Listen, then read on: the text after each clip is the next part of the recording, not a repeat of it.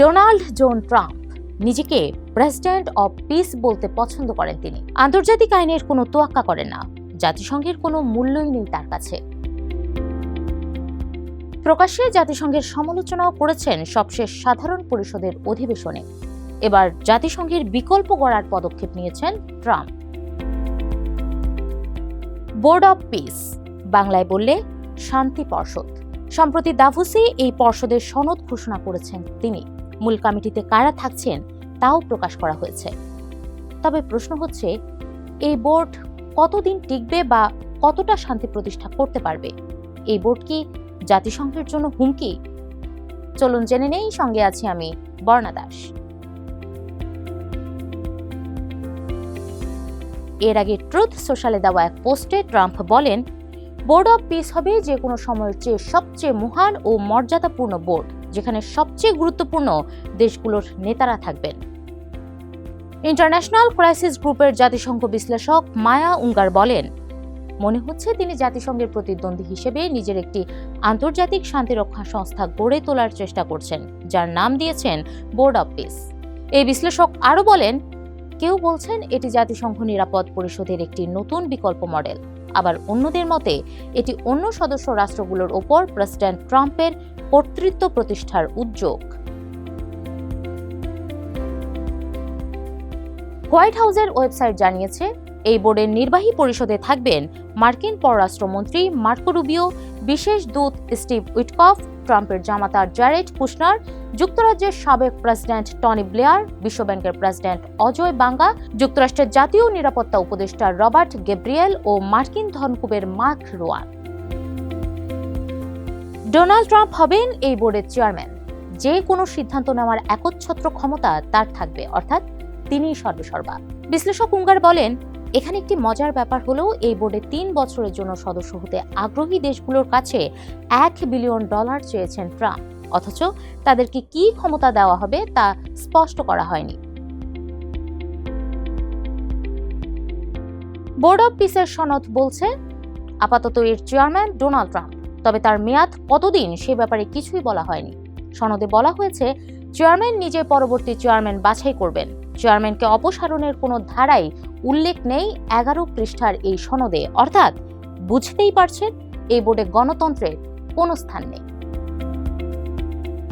চেয়ারম্যানের আমন্ত্রণে যে কোনো রাষ্ট্র এর সদস্য হতে পারবে। সদস্যের মেয়াদ 3 বছর, সঙ্গে প্রয়োজন $1 বিলিয়ন। চেয়ারম্যান চাইলে এই মেয়াদ নবায়ন করতে পারবেন। চেয়ারম্যান নিজেই নির্বাহী বোর্ডের সদস্যদের নির্বাচন করবেন এবং তাদের পদ থেকে সরিয়ে দেওয়ার ক্ষমতাও তার হাতে ন্যস্ত।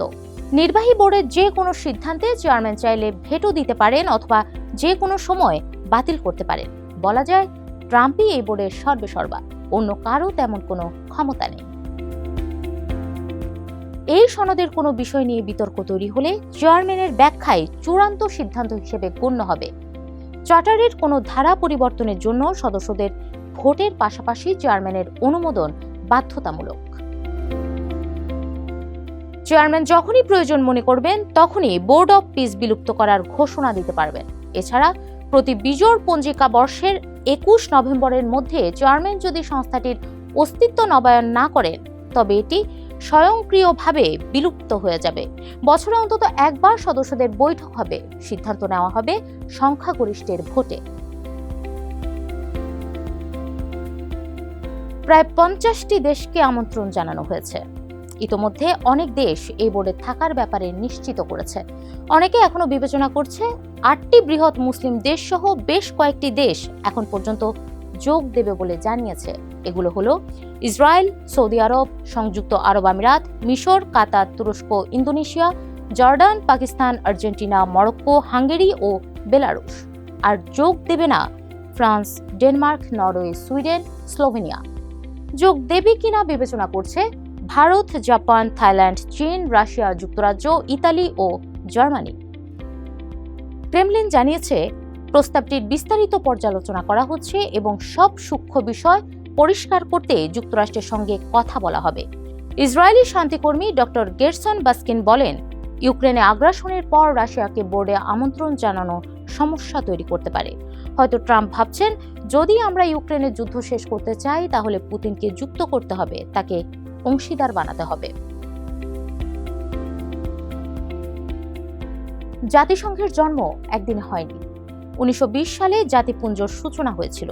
তারই ধারাবাহিকতায় 1941 সালের লন্ডন ঘোষণা, এরপর তেহরান সম্মেলন, ইয়াল্টা সম্মেলন, সান ফ্রান্সিসকো সম্মেলন, এরকম বেশ কয়েকটি বৈঠক শেষে দ্বিতীয় বিশ্বযুদ্ধের পর 1945 সালে জাতিসংঘ গঠিত হয়।